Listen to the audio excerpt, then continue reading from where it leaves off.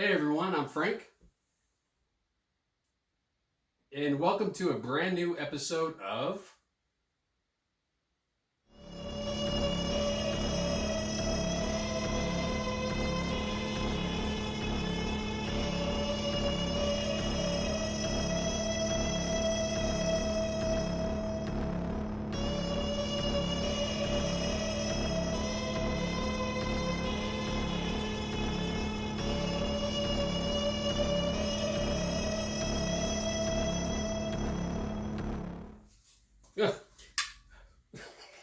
Hey everyone, welcome to episode 4. Wait, what episode is this?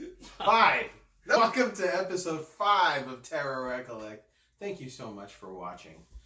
Today we are going to be delving into my favorite film franchise, the Friday the 13th. If you couldn't tell. If you couldn't tell already, it's here for you. The Friday the 13th films cover about 12 films. I'm going to be discussing the first 3 in this. This is more of our outlook and what we feel about these movies. Because there's so many to cover. Exactly. There are so many to cover, so we want to make sure that we get enough time to do them all in. There is a crossover with Freddy. There is a somewhat reboot.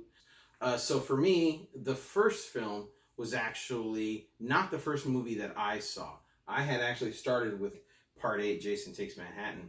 And for me, it was the introduction to that. And I actually went in reverse order. I watched Friday the 13th, 7, 6, 5, 4, 3, 2, 1. So by the time I got to 1, it was a real shock to me to see who the actual killer was. One of my favorite things about this movie, and it's actually probably a small thing to a lot of people, is actually the locations. When I watched this movie specifically, I can't help but fall in love with, in the scene where Annie, the first counselor, is walking around. She's in Blairstown, New Jersey. And it just looks like the most beautiful, idyllic setting. You know, those old houses, the old buildings, the little gas station that she stops and pets the dog at. Just the scenery is absolutely gorgeous. And this is actually one of my favorite things, more than even the relationship between some of the characters. Because some of the characters, they're not, to me, as advanced as they were in maybe some of the other sequels. So for me, that's one of my favorite things to watch, is I like to just watch the background on a lot of those camp scenes, a lot of the scenes in the city, the scene in the diner. I'm assuming that's a diner, some kind of convenience store or something at the beginning of the film where Annie goes in and asks for a ride.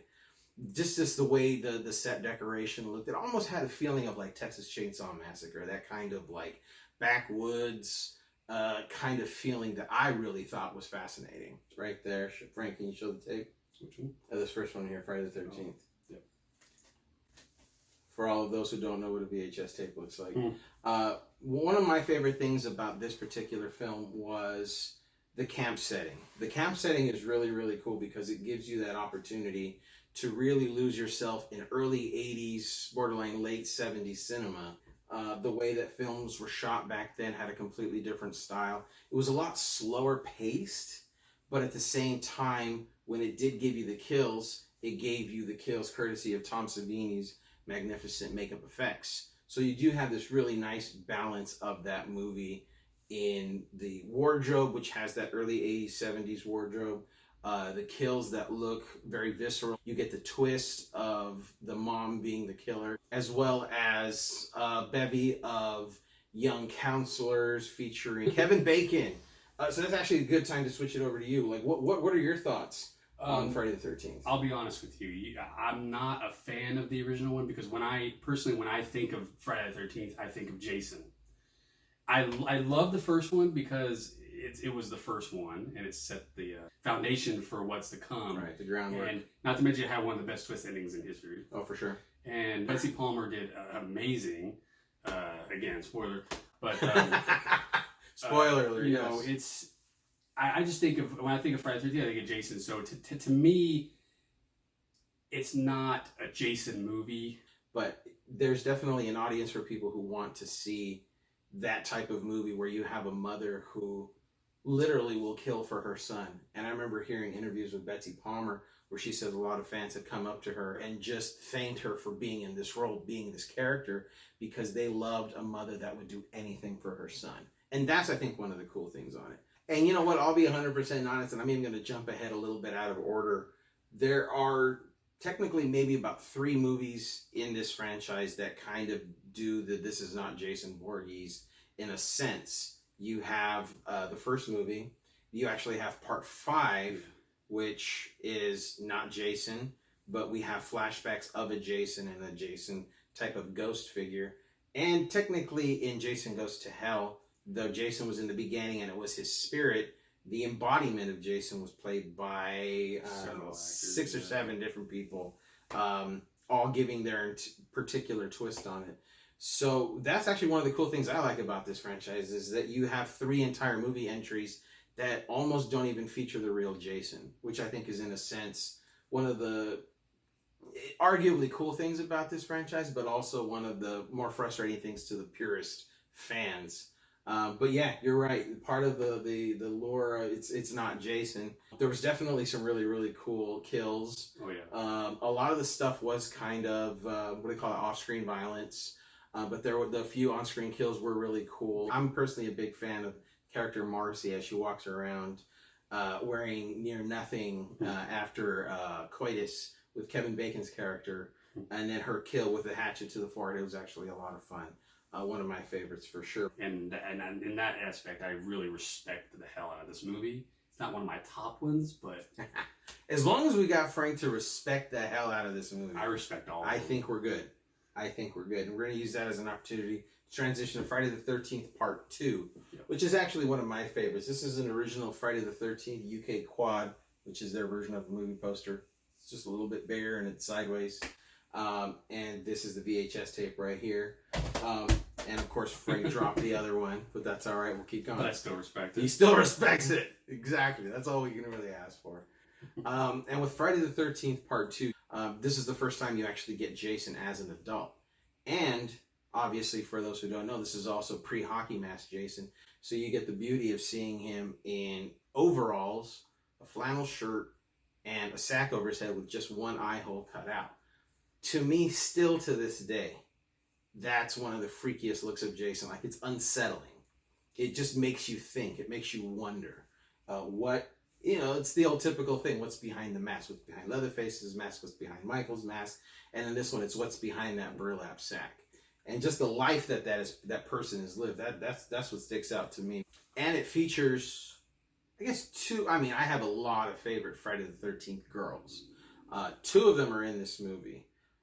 Vicky, played by Lauren Marie Taylor, and Terry, played by Kristen Baker. Her intro, nothing really beats the intro of her walking down the embankment, close up on the butt cheeks. And, being able to watch that as a teenager, probably early teens, maybe 12, 13, on videotape when you're not supposed to be watching it, it's just, you fall in love with the girl, you fall in love with the character, and she becomes a favorite for the rest of your life. The setting for the Camp Packanack Lake Counselor Training Center was really cool because you got to see almost like another part. They say it's like across the lake from Crystal Lake, so it was pretty close by. And then, of course, the kills were really awesome. And the actors who played Jason, because it was Warrington Gillette and it was Steve Dash, or Daskowitz, who shortened his name to Steve Dash. And Steve Dash actually passed away earlier this year, I think it was. And that was kind of sad for me because I actually wanted to meet him. I was able to get his autograph on a vinyl record that I purchased, but I actually wanted to meet him in person. So unfortunately, I won't have the opportunity to do that. But what about you? Well, in the hockey mask, it has a lot more personality to it. So, the sack is a little bit more unsettling because it's more of a mystery. Whereas you don't really... That's true, because in the hockey mask, you have 2 eyes, you have somewhat of a breathing... Yeah. You have the shape of a nose, and with this, it's very, abstract. It's faceless in a sense, but there's a person behind there because you can't see one eye. That's actually a good observation. And then I like it, because in the first one, you don't really see, a lot of the kills are off screen. You don't see the killer until the end. Right. In this one, you get the chance, it builds up to seeing Jason for the first time, but then after that, he's running after Ginny. Oh yeah. It's scary because you're actually seeing it for the first time. The killer, actually in action, you could say. Yeah.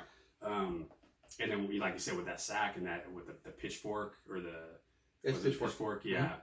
and it's Because just he had a pickaxe pickaxe, and then at the end, but he had a pitchfork when he was chasing Ginny. yeah. So it was very creepy. And even seeing, I saw a lot of detail that I hadn't seen before on the big screen when we saw Friday the 13th Part 2 at Screamfest.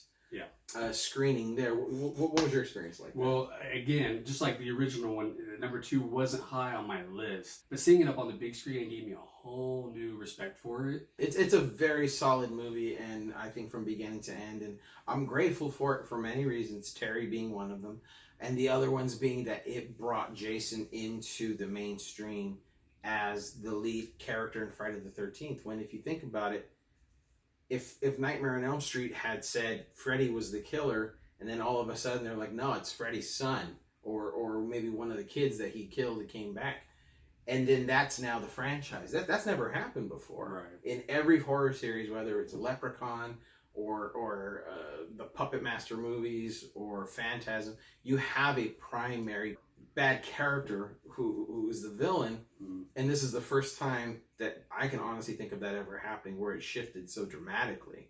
And that's, it's one of the many reasons I love this franchise, because same way Part 1 gives you that shock, Part 2 gives you this shock as well.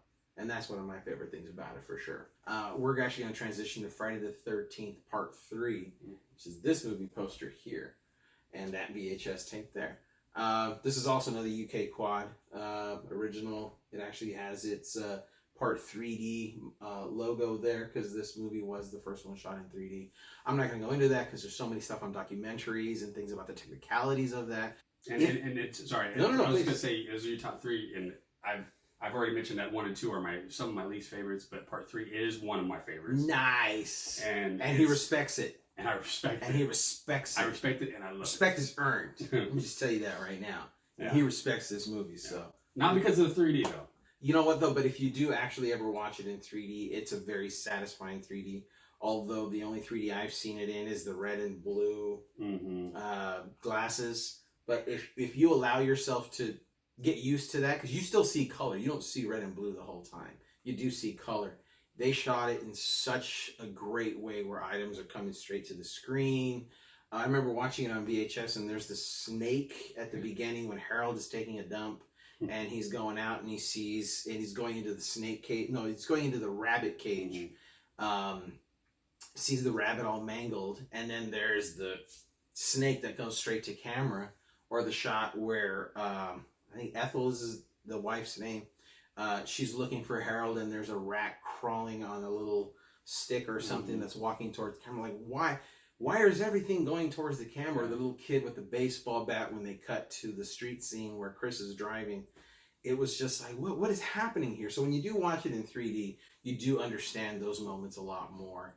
And it's very, very well done. Yeah. Him with putting the clothes, thing back up. Yeah, the little pole that held up the clothesline. Yeah. Yeah. And then, a few other things throughout the movie. Doing the popcorn. I always remember that scene when I was little. I love that. I don't know why. The whole idea was for the popcorn to come up into camera and to show that. And when they're juggling the fruit. Yeah, that's true. Again, and those are the things that when you're watching on tape, that's probably another reason why I didn't appreciate it as much on VHS. Although I loved watching it on VHS over and over, it was also a movie that was shot in a very wide form of widescreen. So when they had to cut it short for television framing, you actually never saw Yeah, see, that's cool. I never noticed that. Yeah, that's something that always stuck out to me. Anytime I saw it as a kid, was like you only saw a certain portion of it. Then when I watched it on like home video on Blu-ray, it's like, oh my god, there's the entire image. Just the whole opening where it's just, as a kid I remember it so fondly because Harold going through that damn market. It always made me freaking hungry. It always made you want donuts and peanuts and orange juice. Right, yeah. It made you not ever want to get married to a woman like he was married to. Yeah. The doctor, what did she say? Doctor told you need to lose weight. Didn't he? I'm trying to help you. Yeah. Just keep sneaking food behind my back. Exactly. I love that scene. And it's so great. And again, I'm a big lover of sets and background and atmosphere. And this one is massive with that. It was the first one shot in California. The other two are shot on the East Coast. And this one particular one has a lot of really cool things that are like the West Coast version of East Coast stuff. So even, where Harold lived, you can definitely tell it was this much more, it had a different vibe to it completely, because they were set in the hills versus the flatlands of New Jersey or whatever. So it was, it definitely had like a twisted feel to it. But going back to the later parts of Friday the 13th, so the cast. This was one of the first times, although the cast for part 2 was actually really, really good, this was the first time that I really got into the cast. The character of Chris. She was the good girl. Dana she Kimmel, was right? cute. Dana Kimmel. Yeah. Dana Kimmel. Beautiful eyes, gorgeous smile. Tracy Savage. I like Vera. She was beautiful. And she wasn't a tease, and actually, I'm sure Shelley would have liked it if she was a tease. Yeah, she's the first person to get killed by masked hockey Jason. Jason. And it was one of the cool that 3D effect was actually kind of silly, but it worked because you could see the spear coming down the line as it comes over the camera. But it was a cool death right in the eye, and. Well, I didn't always get why she thought that was Shelley. I mean, other than the mask, he looked nothing like. He was kind of a short. He was a round gentleman. Yeah, of yay height. And Richard Brooker's Jason was about this high and a lot more slender. So. Yeah, and she literally just. I think she needed glasses. I think that was it. Well, not anymore. No, because she don't have no eye. No eye surgery could have fixed the harpoon in the eye. But yeah. That's another really gorgeous Friday the 13th girl, Vera. Yeah, she's. I don't know. She's just, and that didn't work. That part was kind of silly to me, but it was an awesome kill, and seeing him walking out with that mask for the first time is classic. Oh yeah, there's times where the again, another word that's overly used when it comes to discussing films is the word iconic. Yeah. But that's one that you can't escape. That is iconic. Jason walking out onto a little wooden dock, a little pier, and just nonchalant, just walking out, just kind of like and just. And then the music is very kind of subtle, and then the sound effect of that harpoon shooting out and her getting it straight in the eye. It was a very, very wonderful moment in cinematic history. Truly, truly, truly was. And Richard Brooker's version of Jason, because he definitely brought a lot to the character, especially at the end of Friday the 13th Part 3, because one of the things about the Friday the 13th movies, if you don't know, the beginnings of all of them are mysterious. All you see is an arm. All you see is the back of the shoulder. All you see is him in the deep, deep background walking away. And it isn't until our heroine sees him, he's now seen to everybody. Everyone sees him, he's head to toe, and he's no longer hidden in the shadows or in the background. So that's one of the things that for me was really cool to see Richard Brooker as that version of Jason, the one that walks around and is, very, very creepy, very, very scary looking guy, honestly, as that character. So he remains one of my favorites for sure. Yeah, and sadly, one of the ones that passed away too soon. Also. And, he was one of the first ones. Yeah, he was. He was one of the first ones. I think he passed away before Betsy Palmer did. Yes, we lost Richard Brooker first before anybody. Yeah. Ted White is still going strong. 90-something years old. We are actually out of time for today's episode. The time actually went by really quick. It's hard to discuss these in a short period of time. So please tune in for next week's episode, because Frank is going to be beginning his film series. Frank, which movies are you going to be discussing? I can't tell you that, but I do have a question for you. Oh? What is your favorite scary movie? If you don't know what that quote is from, well, if you do know, then you'll know what the film series is. If not, go and ask somebody who's actually watched that film series. Thank you guys so much for being a part of this. We'll see you next week. See you.